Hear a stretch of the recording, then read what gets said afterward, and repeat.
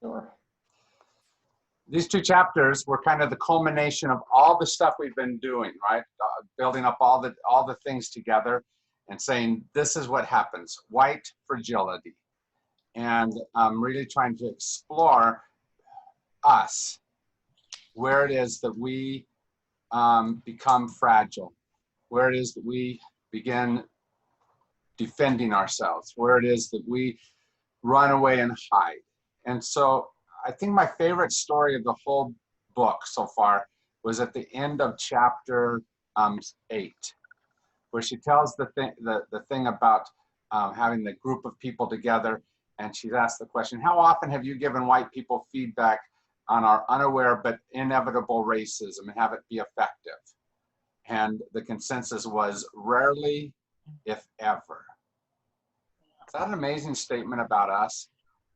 That rarely, if ever, our friends of color can give us feedback about racial issues, that they really feel heard and that it's been effective.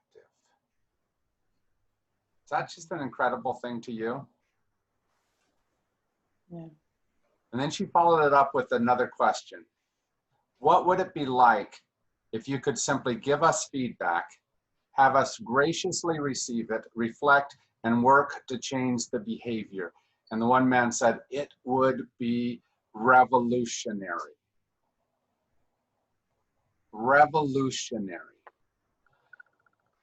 That's what I think we're trying to accomplish, is to help ourselves, first of all, to do exactly what is described there and take that revolutionary step of actually listening and being affected by that talk. Now, the good news is that that's a good Methodist thing to do. One of our Methodist phrases is going on to perfection. And you know what going on to perfection means?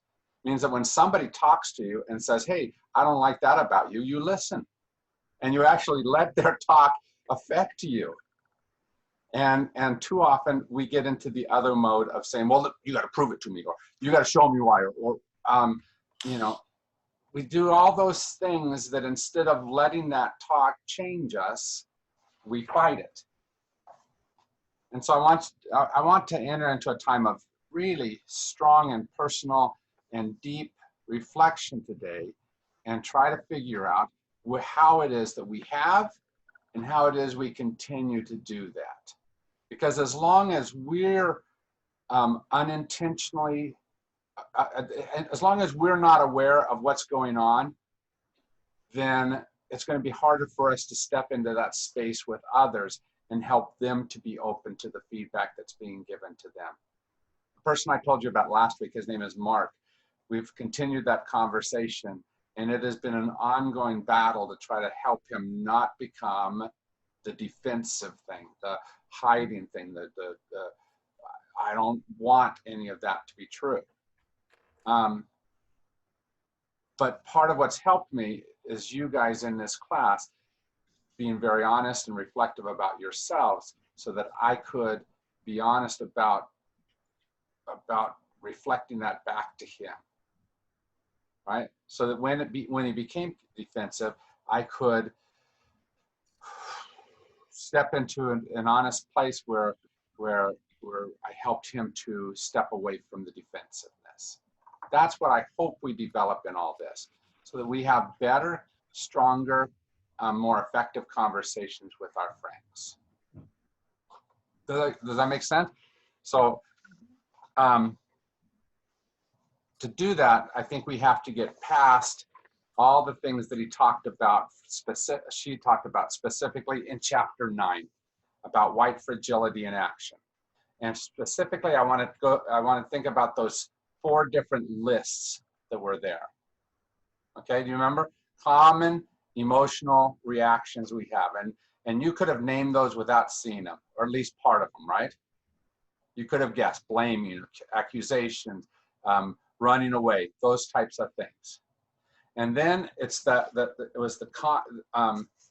when we have those feelings, it's common to believe, to behave in these ways. You probably could have named some of those things: crying, physically leaving, avoiding, denying, all of that. What I really want us to look at are the two other lists.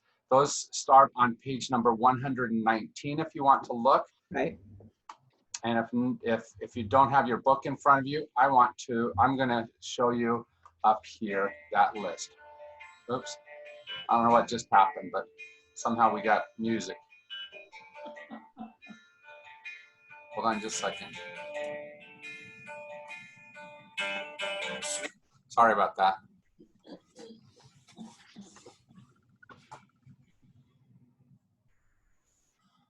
All right, so this is the page I want us to look at next is this one right here where it says, what claims do we make to justify those feelings and behaviors?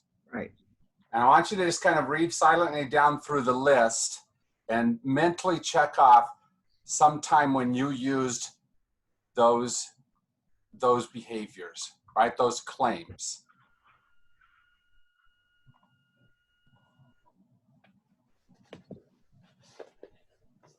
What did I do here?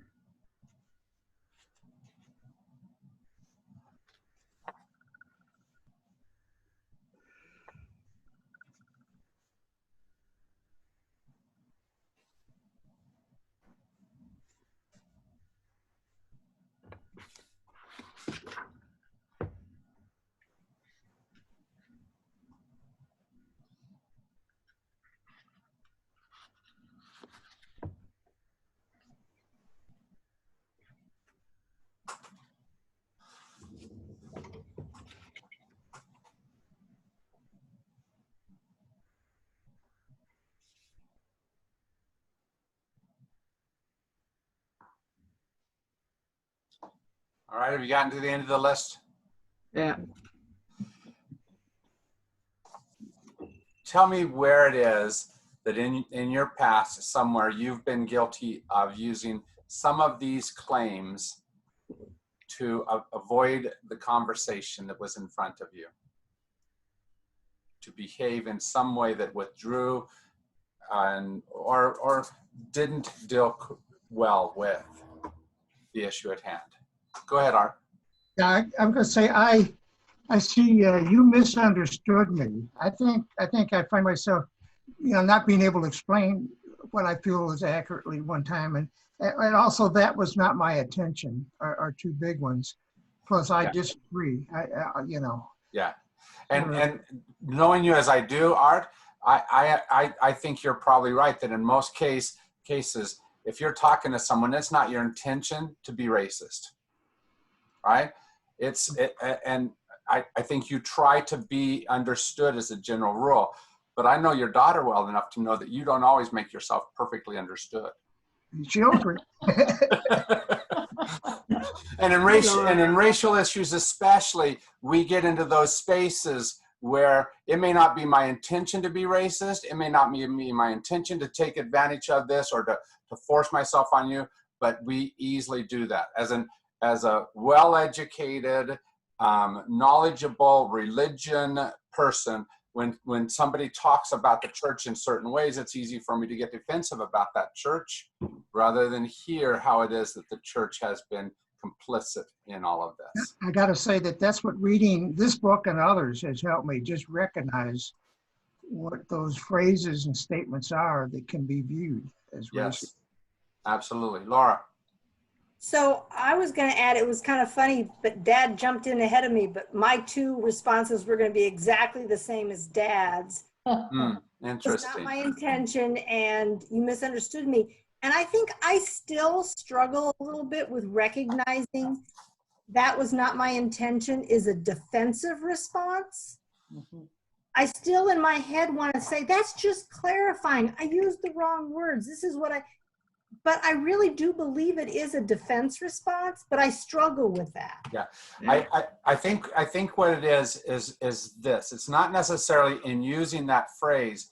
It's that you use the phrase to justify what you said before that, to take the focus away from what you said before that. Whatever it was that the other person, stabbed the other person. What? Oh, there you go. Okay. Sorry about that. So it's whatever you said that made it so that the other person felt hurt. And you're quickly jumping in and saying, that's not my intention to hurt you. Well, it may not have been, but did you hear him say he was hurt? But you did it anyway. You hurt the Yeah, person. that's right. You need to That's the acknowledge blocking. That's the blocking thing. That's where Right. we're not dealing honestly with the race, because that other person, whether it was justified or not, is still saying what you said. And if we don't hear that, it's contingent upon you to come back, I think, and say, well, what was it that I said that hurt you? So to Yeah. find out, yeah, Yeah. keep that moment alive. No, I think the first thing you say is, I'm sorry.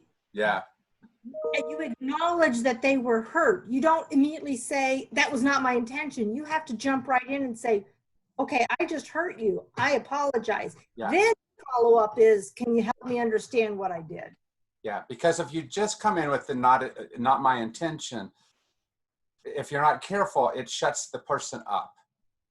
Yeah. And in conversations like this, I hope you saw through the rest of the conversation, and especially that story that I told you at the beginning, there's a lot of where we try to just shut down, stop the conversation because it's easier. Not necessarily those of us in this room, because I think many of you have done a better job at keeping those conversations open. But the reaction of society as a whole has often been one of, let's walk away from this conversation. Yeah. And so if you give something that seems to be that same thing, you may shut off that person of color in front of you. Unintentionally maybe, but that's the result.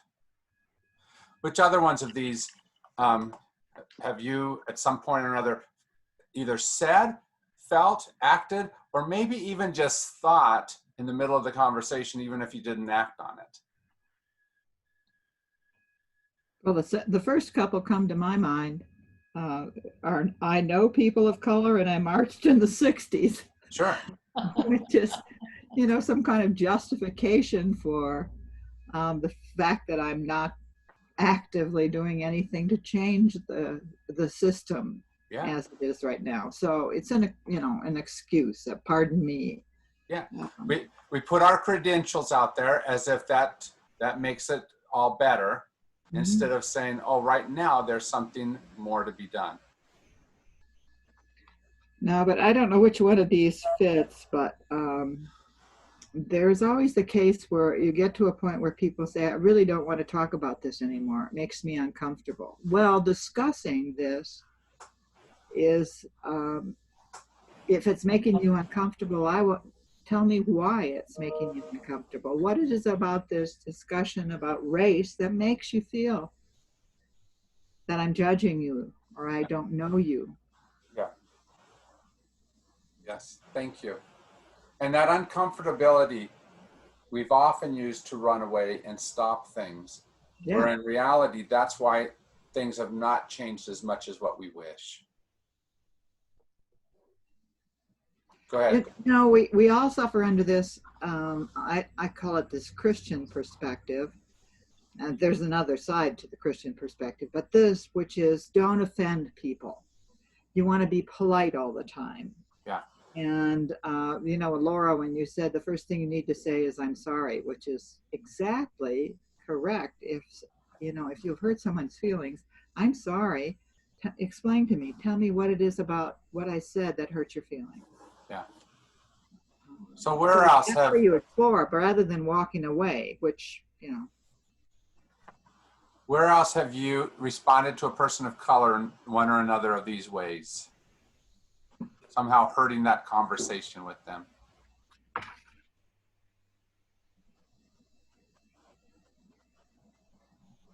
Or not even, Jim, necessarily with a person of color. If you're having this conversation with another white person. Uh-huh. yeah.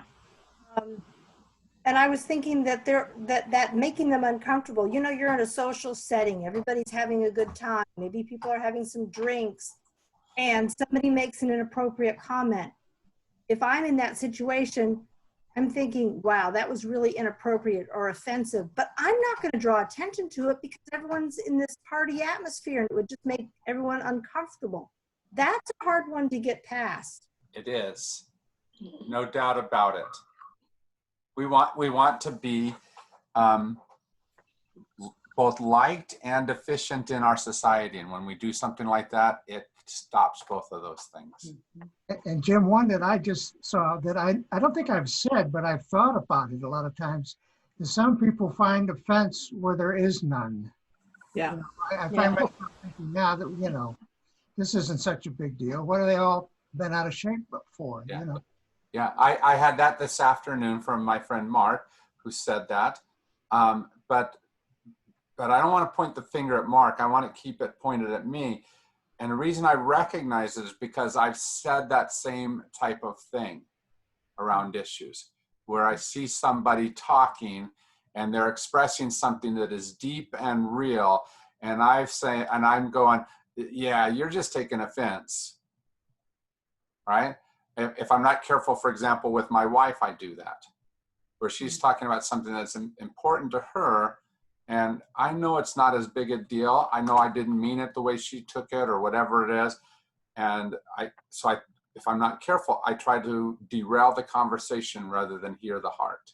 Well, we all have different paths, you know, to the current moment. Right. And so some people's path is different, makes them more sensitive about different things. That's right.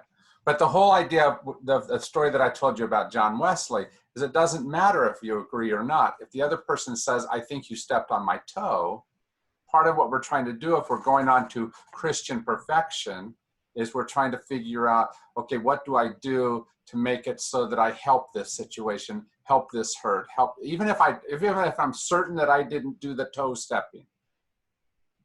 Do I allow that? Do I hear the offense in them and try to help be in that moment to help? Or do I defend?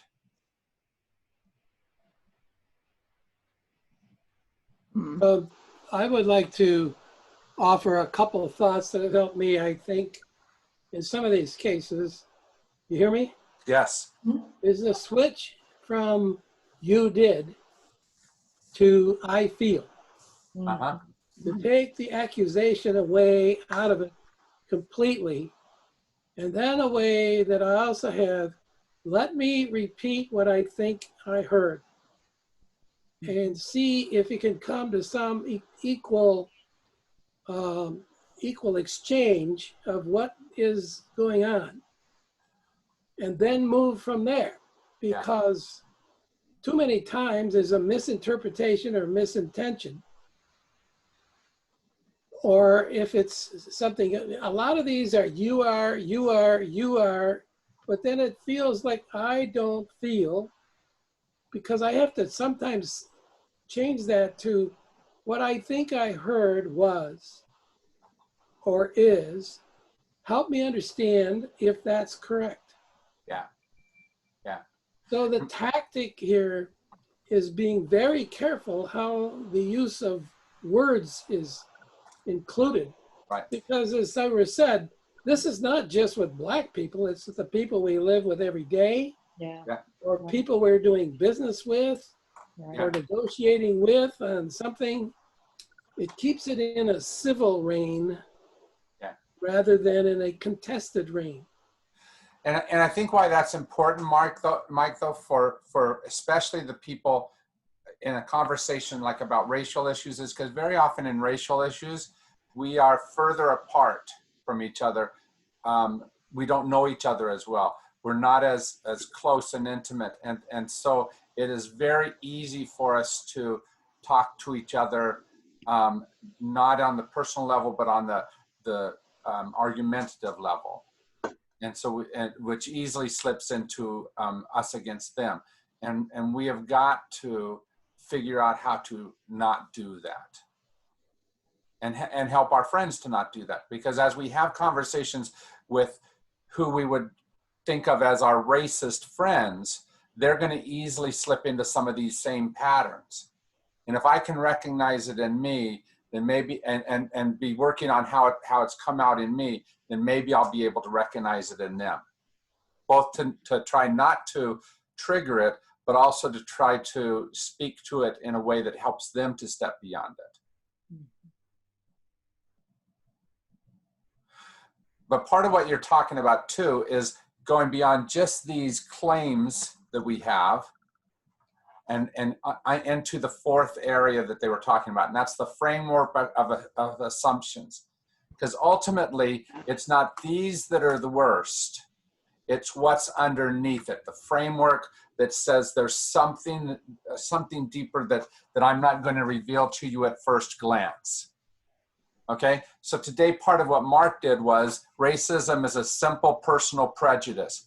And so his point was, I think more black people have racism than white people. I know that's wrong, but I have to figure out how to help him get away from that simple personal prejudice and into the space of corporate power. And I think that's a really key area, because we fall into the racism is simply personal prejudice because the other seems so big and so abstract and so far from our control that we don't know how to attack it. I agree with you. Good point. Yep. But avoiding it doesn't do a thing. No. If I just take care of Joe's prejudice, I may have done something good for him, but I don't really begin to solve the issues. And it's those larger and deeper issues that we've got to get to. That's what this framework of assumptions are. So I'm going to have you take just a few minutes and read through those. And really get, as she says, under the surface. So if I understand this correctly, it's not things we say, it's underneath what we say, correct? Well, I mean, the things that we say can be prejudiced and discriminatory, they can be hurtful, and they need to be dealt with, right? You need to be able to say, what you said just then hurt me. And they need to be able to hear that, and they need to be able to speak that back.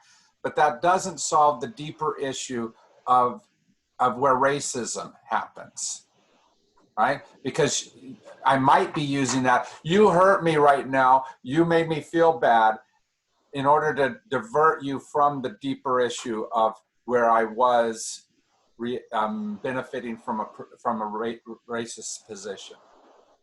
Does that make sense? So it's both levels. You have to deal with the personal prejudice, but you have to get beyond it and into the deeper. So if the goal is really to reach understanding, we ought to talk about that. Yeah.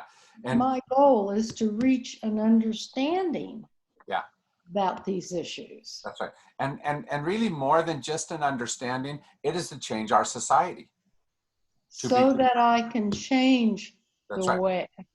That's right. To begin taking these issues that are currently still present, right? And doing something about them. No.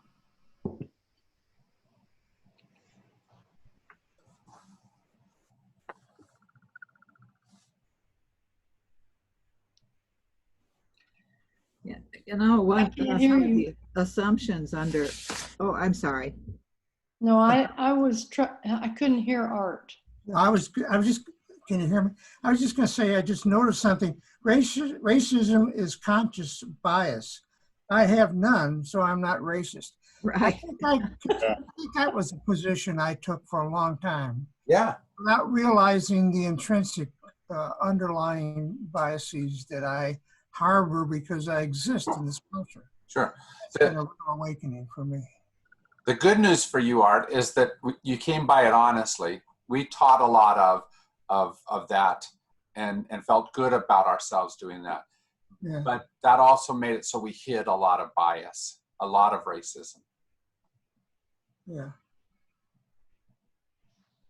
Well, Mike and I, if he can remember, read an article in either the Times or the Post that, and I don't remember precisely, that talked about the churches themselves being, especially the evangelical traditions, the ones who have really brought this to the surface to the extent that that's the position that they hold. It's a racist position that they perpetuate on the back of the Bible, and the backs of God, and the backs of Jesus crucified. That's right. It's just blows my mind. Now you talk about not being able to understand how they come to those racist positions, just is beyond me. Yeah. Well, but part of this, Mary, that we have to be very honest with is that we all come to racist positions very easily because it's built into our society. Yes. Okay, and, Yeah. and the reason why we think we don't have racist positions is because we put such a negative on it, and it's not about you being bad that you have racist positions. It is about privilege that's built into our system that's going to stay there unless you become aware and begin to fight against it. Laura. Well, fighting against it is one thing. I'm thinking of the fact that if you begin talking about this issue with others and they realize that you do know what you're talking about, some light goes off. That's right. Then they get a little hackles because you think you're better than me. That's right. That will happen. But that's partially because you are stepping in and you're questioning something that they already have the right answer for. And at least part of what we're trying to do is figure out how to move ourselves away from having the right answer so we listen to an answer that will help solve things. Well, in my case, it's a little like I need to be more like John Lewis and be more humble about where I am and who I am. That's exactly what I want us to do today is move into that humility of knowing when we have been using these types of things ourselves so that we can begin being honest, more honest towards those who we're talking with. Laura, you've had your hand up. Yeah, I was going to say that I know somebody who has an interesting response about racism. She says, yeah, it exists, but the young people are changing the world. So if we just quit making a big deal about this, it's just going to fix itself. Yeah. I don't know really what to say to that. I don't believe it, but that's her. We're just blowing this out of proportion and young people are going to. Yeah. Go back about 4 chapters and look at what Robin DiAngelo says about that today's youth are not necessarily at a better space racially than what we are. Wow. Okay? No, they Give aren't. me a chance, I'll find it for you and tell you where it's at. Or let me say it this way. I'll find it and tell you where to go. What? Thanks. So how about the rest of you? When you look at all of these different things, where have you been guilty of saying these, using these? When have some of these underlying frameworks been your excuse for not being there? Oh, we're back there. Sorry. Oh, I've always thought that only bad people were racist. So if I'm a good person, then I'm not racist. I mean, I'm unlearning that, but that's been my theory. I've worked on that theory for years. Yeah, but you know why we like that theory, Laura? We like it particularly because it makes it so that everyone else is bad, not me. It's the same reason why we like the whole idea of sin as we often defined it in the Christian church. I once was lost, but not anymore. Now it's all you guys that are the bad people. You're the sinful ones. You're the ones that are outside of. And it's easy to justify a lot within myself if I'm right already. Well, I think the fact that we're so individualized and there's so much individualism in our society that we want to look at this and say, if every individual stopped being a racist, then racism would stop. And we don't realize the insidious nature of our society that has built into it this racial bias. Yes, yes, and that's the thing. If we stay in a space where we think it's already solved and we're not honest, then you're right. We stop questioning things that we should question about ourselves.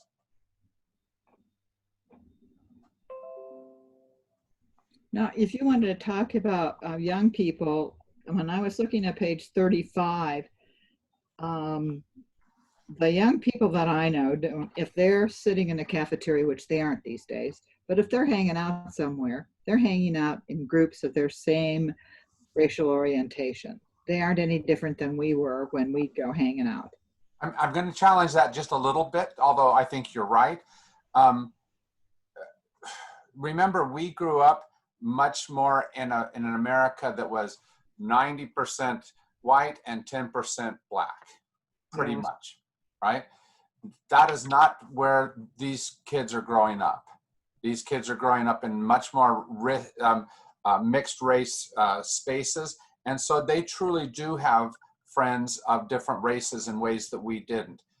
The question is, in the midst of having that, have they lost all the bad privilege that sometimes has been present for us, or has it gone more underground, or what's gone on with that? I think D'Angelo's point would be that while they have more around them that could help them, we pass on a whole lot of our prejudice onto them so that they have it in the very same way we had it, where they're not even thinking about it well. So Jim, do you think in time this will resolve itself? I mean, you know, as generations move in the future, is there a path, natural path that leads to that? Think about it this way, Art. For 400 years, we've been dealing very active racism, and why hasn't it done? Yeah, but we've had some really significant, I think, tipping points here recently, which is aware. I wonder if that's kicked in some momentum, yes, which may be transferred down through generations. Sure, but why is it that we've been able to make those kinds of strides? Because of the internet, because we've seen things right in front of our faces. Emotional content has been very high. You know. I think it's because of bravery from a few individuals that have spoken up loudly and strongly in ways that we can't just ignore it. And that we've decided to listen. People like a Colin Kaepernick would have easily been silent. But I think of those images I've seen on TV of the fellow kneeling on that. I can't even hardly watch it. That's right. It's so powerful. That's right. But what I'm saying with that is that, okay, so do you know why George Floyd, that video was able to be made? Somebody had a camera. Somebody had their camera with them. No, not just because someone had a camera. It's because there has been a concerted effort to teach people to have a camera so that you can take pictures in that way. Where those types of incidences have happened for decades, maybe even centuries, but have gone unrecorded. Over the last 20 years, there has been a concerted effort to teach people to be prepared to film what's there so that we can see what's going on. And this is a powerful tipping point. You know, that's where I think things may be. Yeah. So it's that people are using different strategies today than before. For example, you know why in the 1960s, much of the progress was made? Voting rights. Well, no, but take, for example, Pettus Bridge. Oh. It wasn't. There were cameras there. That's right. And that was a very purposeful action, okay? They weren't just marching across hoping that the police would storm them and then they could yell back and say, look, they stomped on our faces. They had video proof that it happened. Yeah. and they published that proof. Right. And that changed the conversation. Now I think the what- cameras on our phones are doing that same type of thing again. Yeah. That's a concerted and very deliberate effort that's different than what we've done before. So my question then is, you think in the time this is going to be a decisive change? Think about it this way. From the 1960s, which was a decisive change, to now, did we solve everything? Well, no. Everything. We made Whatever. steps and then it faded away. Yeah. The decisive change, and I think you're right, there will be decisive change that will happen, but will it be sustained decisive change? Only if we choose to keep present to the moment. And the other question is, at what level are we satisfied with? When do we think the change has been sufficient? Yeah, that's right. And much of that will come down to not whether or not our friends of color are satisfied that it's changed enough, but whether or not white America loses their enthusiasm to continue to move. That, I think, is the real issue. That's I right. got comfortable with the changes that, quote, we were making during the 60s and the 70s and into the 80s. And I thought, oh, this is getting better. This is getting better. Women and people of color and disadvantaged and on and on. We're finding new levels of change taking place in their lives that were good. And so I sat back. I just sat back. Yep. Which is very easy to do. And that's why I want to have this conversation today, so that we make sure that we understand where we have used these excuses, where these things in front of us have been our excuse, our reason to not step further into it. You know, on myself, I'm thinking about this. I'm guilty of all of these things, depending on the context of how it came up. That's right. And I'm not saying any one particular one. And I want to emphasize that change comes in so many different ways, and contribute the fact that our young people today, not only are they more aware of racism, but they're also aware of the differences in people that are LGBT, or people, or whether they're elders, or whether they're from another country. There's so many ways in which progress has influenced how we grow. And the thing is, there's always a reaction to big change. And in the past, when we've had changes to women and so forth, then the women got the vote, or the black people got to start getting political offices, and all of a sudden somebody's, oh my God, we got to slow that down. And then ideologies come into play. Mm-hmm. And so it's such a huge thing, in that we are in a wave of progress that we probably aren't conscious enough. I'm thinking about the 1990s, how things changed just because of the internet. It had nothing much to do with racism, as say, but the changes were enormous, and we had to adapt. And there's an old expression that I had to learn in my business: adapt or die. And so humanity is going to have the same dilemma. And maybe I'm talking too high or too deep, one or the other, but No. those are the feelings that I've got right now about what's going on. I'm guilty of all those things. We are guilty of all, and that's my point today. I want you to be very honest about how you're guilty of those things. I'll put them back up if you need me to. But if we sit back and say it's only them, right? It's only my friend Mark because he's so much worse than me. He's the one who has to fix. It is me as well. It is how it is that I sit in a space that's more comfortable, but at the expense of comfort for somebody else. I think, Jim, you hit upon a point earlier when you said, can we sustain the momentum? Because something else is going to come along that's going to horrify us and attract our attention and drag us off in some other different direction. That's That right. just seems to be a fact of life, and how we can keep this on the front burner. Sure. It's not Especially obvious. because some people are going to want to have that happen. They're Well, going that to do too, whatever sure. that other thing is to try to deflect.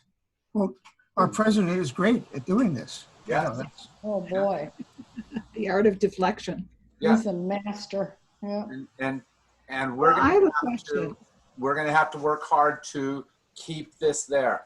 And let me make it clear. One of the things that Mark, my friend, went to is that Black people are not solving this. And I'm going to say this as clearly as I can. It is not Black people's job to solve. No, that's- It is our job as white America, we because created it. ultimately we're the ones who are bearing most of the weight for making this happen. Right? And you know, if you had a good mom, that it's not her job to clean up your messes. Right?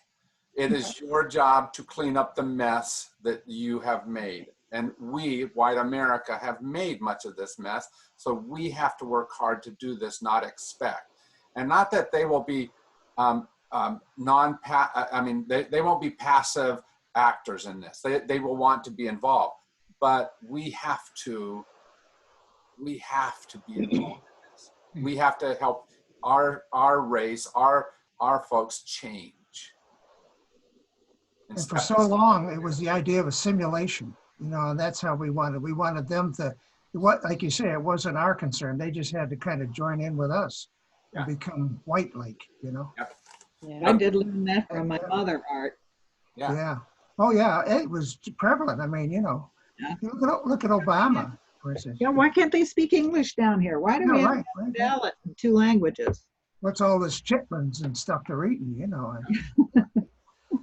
And all of these frameworks of assumptions that we're looking at, all of these things here, these are ways that we avoid the conversation and step into something less. If I am a good person, I can't be racist, makes it so that I no longer look at what it is that I'm doing that's benefiting.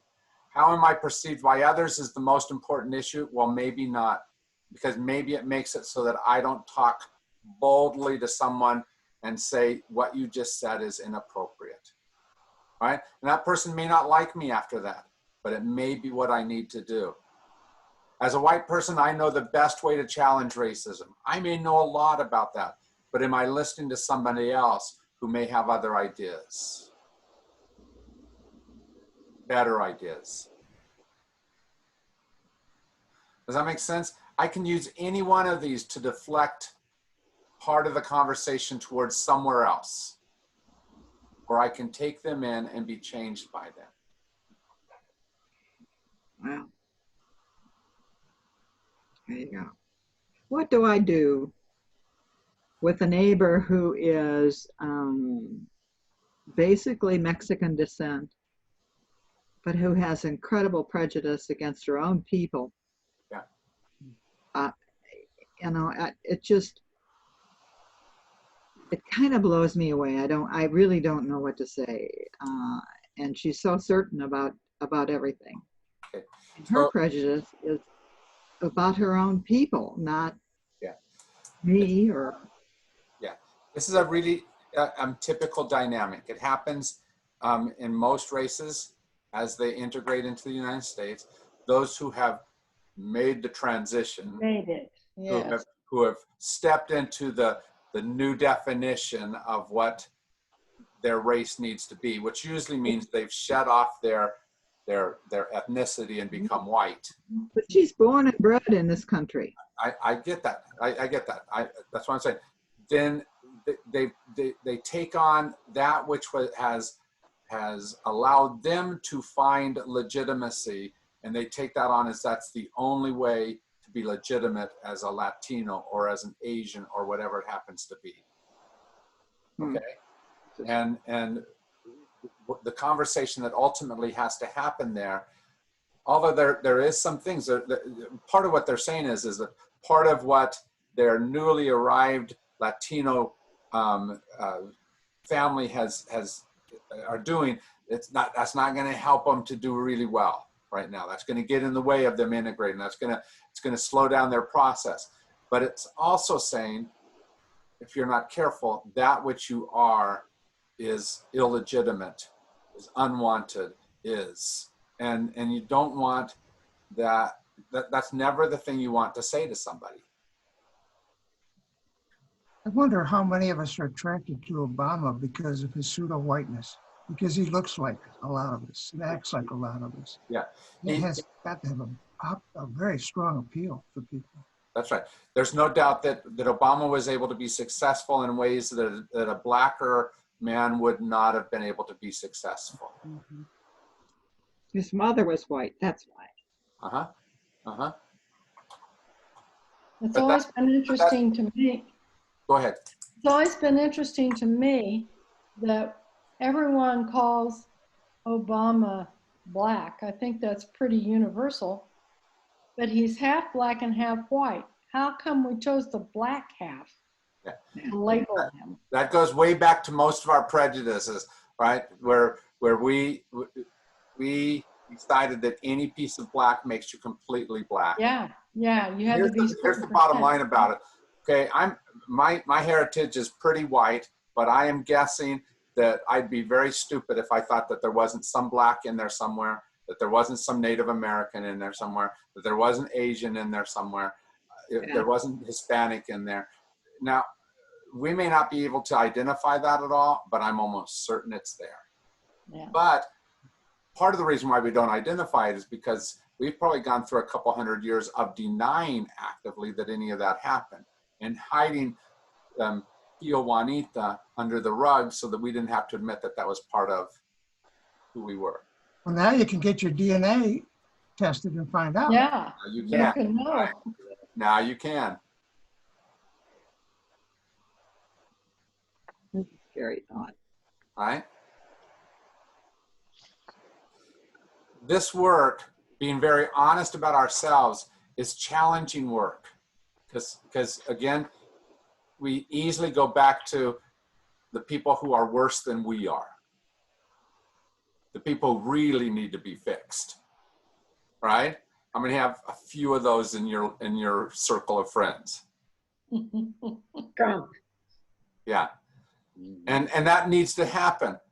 But the conversation, if we turn it just into those bad people who are worse than me, then see, we're turning it into the individual conversation again.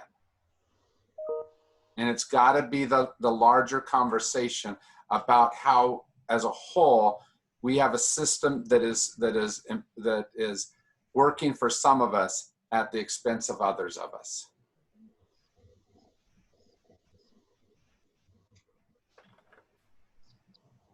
And the more we can be honest about these things, the easier it's going to be in conversation with. When I talk with Mark, I can say something like, we do this, not just him. And even though maybe in my mind it's more him than me, right? It is us who benefit from this. And he can admit that. He can see that I have truth there. And I don't have to make it about him, because that's not what I'm trying. I'm not trying to change just Mark. I'm trying to make it so that we together, the two of us, move closer to what all of us need to be. Well, you're building a relationship, first of all, and primary. That's right. With someone. And it's really hard these days when we can't get close to people. Yeah. It is really hard when we can't get close to each other, because I want you to look at these things again and look what almost all of these do. My suffering relieves me of racism or racial privilege. If I am a good person, I can't be racist. It's unkind to point out racism. You see how every one of these has a relational component to it. Mm-hmm. And in a very real way, it's making it so that I'm saying I'm going to step away from one component of it. I'm going to step away from the being racist so that I can just be seen as a good person. So that in your eyes, in the relational eyes between me and you just see the good person, not this that I put a negative on. I'd like to go down to the very bottom on this. Yes. Racism is conscious. I lost them. Is At the top of the bottom. Conscious bias. I have none, so I can't be racist. And I think, first of all, there is a huge amount of bias that we have within us. Yeah. And it's a gender bias for us males. It's a racial bias. And Economic bias. but it's built into our system. And this is, I said very beginning, this is going to cost us money to fix this, to do something about it, to take a school system like the Sunnyside School District where I am, where, you know, it's purely a non-white, for the most part, school district. Most of the students are brown or black that go there. And it's such a poor system right now. Right. The high school that's closest to us, as I said early on, is the worst high school in the state. Wow. Yeah. But you know why we perpetuate those things is because I can help my kids, my white Anglo kids, succeed. And I don't have to really even think that those other kids can't, because it's hidden from me because of the system that's there. It's an unconscious bias that unless I intentionally think about it, I don't have to be affected by it. I just get the benefit. But if you don't live near the area, if I didn't know Harvey, I wouldn't know about that. No, right. But we all should. Okay, so let me just talk about schools, for example. What has happened over the last few years that has played out in racial ways? Let me get this out of the way. Well, I think one thing is having charter schools. Charter schools is a very racial-based set of choices. It's not that a charter school, an individual school, is a racist school, but it is one that benefits white race very often over other races. And income disparity too. Income disparity as well. It's plain discrimination. Sometimes it is. Sometimes. Yeah. It's not always. There's educational decisions there as well, right? Here's a school that's good for my child. I'm going to do that. That's not always just an income thing, but it sometimes, it often has those other types of things. Think about something like this. How many have ever donated your $200 or $400 to get your tax credit? Okay, that was implemented specifically and very purposely so that rich people, and when I say rich, read white, could pay money to have their school better, and it takes out of the general coffers, which would have made poorer school districts better. Right. Wow. Right. Why are there 7 school districts in Tucson? Yeah. Same thing, right? Exactly the same. Because when they look at whether or not they're successful in desegregation, the parameters for measuring that are within a particular school district. Yeah. And are we actively, intentionally, and passionately fighting against some of those things like that? We look at healthcare, for example. Okay, here's your field. Is it easier for white America to get served or dark America, colored America? We hope it's not just white, but I would venture to say that that our better hospitals tend to be in wider areas, wouldn't you say? Mhm. And how do we reverse that? How do we care enough about that type of substructure? So my friend Mark complains about how in Chicago, the West Side has always been a mess, right? That's where there's so much crime, and of course that's the racial area, right?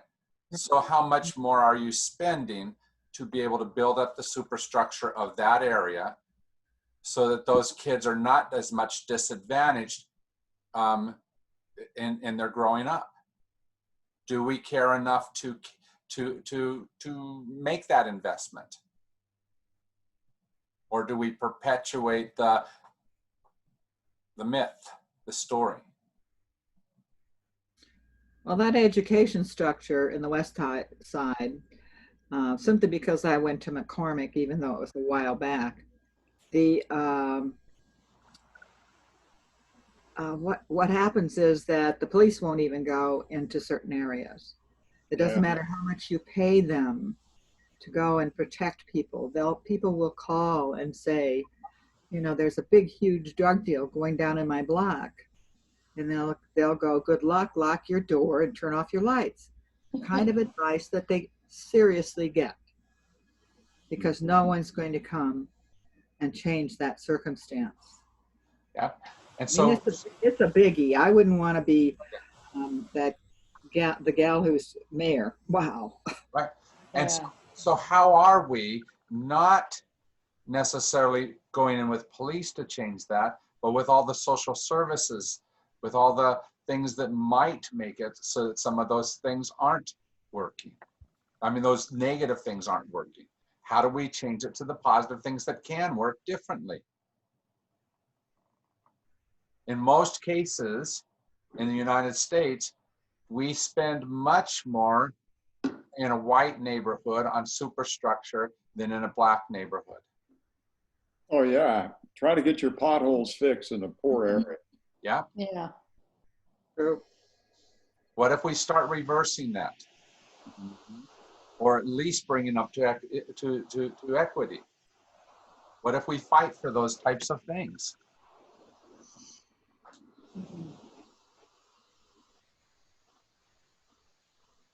It's a good what if.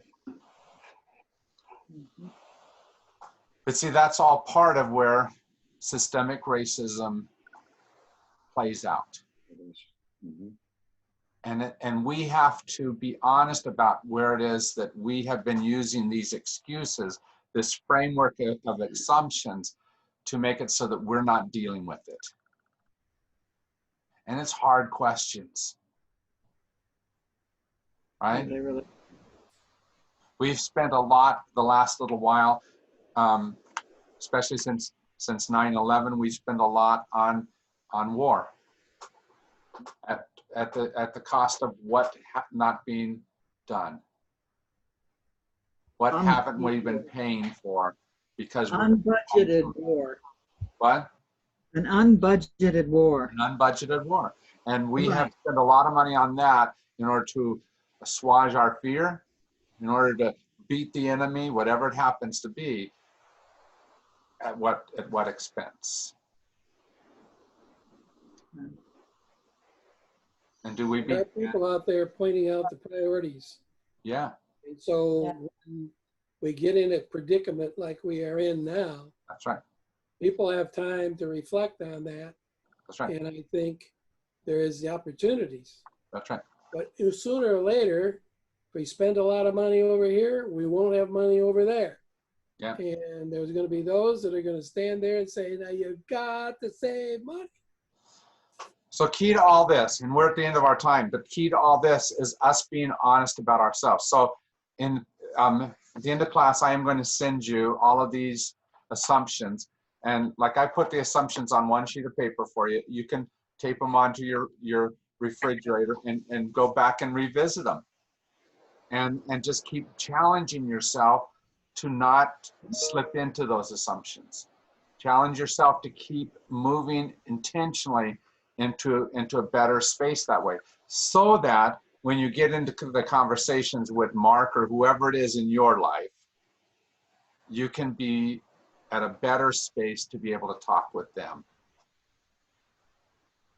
Right? Because they're going to have the very same dynamics, maybe deeper dynamics than you, but they're going to have that same type of dynamic getting in their way. And in many ways, we're uniquely qualified if we're honest with ourselves about our own misconceptions. We're uniquely qualified to be able to help them with their misconceptions. Thanks, Jim. It's been a great conversation today. Yeah. I'd just like to add one last thing. Yes. We need to remember in 25 years, we will no longer be a white majority nation. Oh, yeah. Yep, that's coming up. Yep. Thank you for your time today. Still be a racist society. That's the other side of that. Yeah. Enough of this. Bye, Laura. Take care, my friends. Bye-bye. Bye. Yeah. Bye, Peggy. Bye-bye, everybody.